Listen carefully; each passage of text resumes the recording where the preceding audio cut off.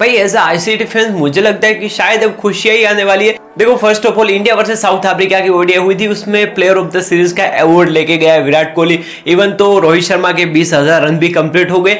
Even तो यशस्वी जायसवाल की last century भी आ गई। मतलब अब तो गिल साहब वापस आ गए तो अब तो कुछ भी हो सकता है। बट देखो ओवरऑल बात करें तो हम इस वीडियो में बात करने वाले इंडिया वर्सेस साउथ अफ्रीका की, जो कल से T20 सीरीज स्टार्ट होने वाली है उसकी थोड़ी सी प्रेडिक्शन करेंगे। इवन तो भाई हमारी जर्सी भी लॉन्च हो चुकी है T20 आई की, मतलब इंटरनेशनल क्रिकेट के लिए। तो फाइनली भाई उसकी प्राइस अनाउंस हो चुकी है, यहाँ पर आप देख ही सकते हो। थोड़ी सी सैड वाली बात यह है कि भाई जियो हॉटस्टार ने एग्जिट लेने का प्रयास किया। मतलब भाई वो नहीं चाहते कि हम 2027 तक टिके रहे।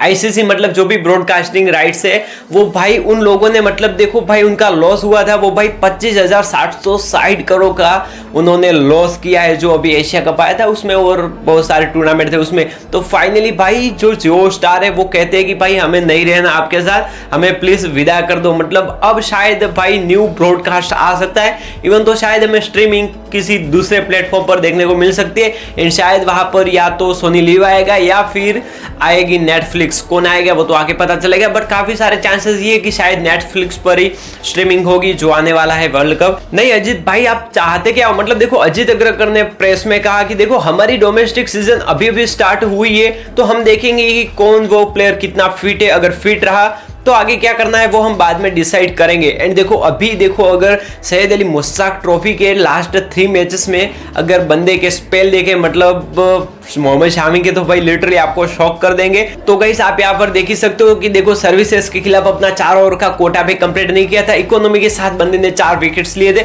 उसके बाद दूसरे मैच में मतलब पोंडुचेरी के खिलाफ भाई बंदे ने 3 विकेट चटकाए। इवन तो हरियाणा के खिलाफ इस बंदे ने 4 विकेट्स लिए। मतलब देखो अब तो भाई देखना ही चाहिए, क्योंकि हर्षित राणा को डोमेस्टिक भेज लो, इन्हें मोहम्मद शामी को भाई T20 में कमबैक कराओ। देखो मुझे नहीं लगता कि साउथ अफ्रीका में उस बंदे का कमबैक होने वाला है, बट देखो न्यूजीलैंड की सीरीज आ रही है, शायद उसमें कुछ हो सकता है। इवन तो T20 में या फिर ओडीआई में मुझे लगता है कि शायद मोहम्मद शामी का कमबैक हो सकता है, क्योंकि अभी जो न्यूजीलैंड की सीरीज आने वाली है जनवरी में वहां पर शायद कुछ हो सकता है। बट देखो साउथ अफ्रीका में तो भाई बंदे के चांसेस नहीं। एंड फाइनली अब बात करते हैं इंडिया वर्सेस साउथ अफ्रीका की सीरीज, मतलब जो कल सीरीज स्टार्ट होने वाली है।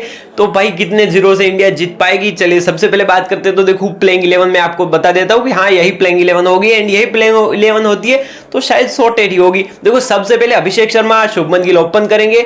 शायद भाई क्लियर हो गए, मतलब सीओई ने क्लियर कर दिया है कि हाँ शुभमन गिल अब खेल सकते हैं। तो देखो अभिषेक शर्मा, शुभमन गिल ओपन करेंगे। तीसरे नंबर पर तिलक वर्मा, चौथे पे सूर्य कुमार यादव, उसके बाद जितेश शर्मा। यहाँ पर भाई संजू सैमसन की लिटरली जगह नहीं बनती। अगर आपको यहाँ पर हिटिंग चाहिए तो मुझे लगता है कि Jitesh Sharma is the best. Sanju Samson तो भाई बंदा बेस्ट ही है। एंड उसके बाद वाशिंगटन सुंदर है, अक्षर पटेल है, अर्शदीप सिंह है, बुमराह है, Varun Chakravarthy, even Harshit Rana.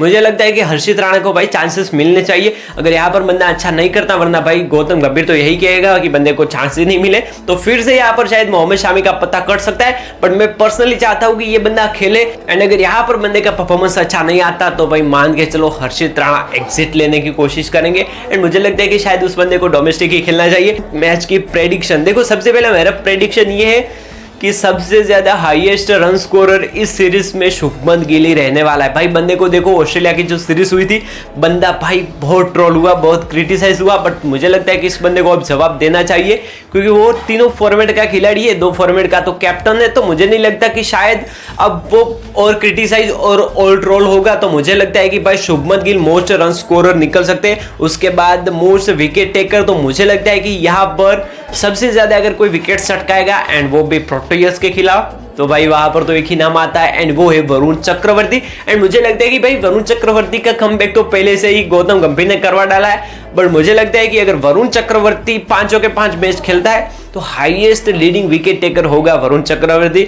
And उसके बाद player of the series of course भाई वरुण चक्रवर्ती होगा या फिर शुभमन गिल होगा, यही दोनों होंगे। मुझे अभिषेक शर्मा से बिल्कुल भी उम्मीद नहीं है, क्या पता कुछ भी हो सकता है। एंड देखो अगर इस सीरीज की बात करें तो देखो मुझे लगता है कि भाई बरोबर की सीरीज होने वाली है। एंड मुझे लगता है कि 3-2 से इंडिया ये सीरीज अपने नाम कर पाएगी।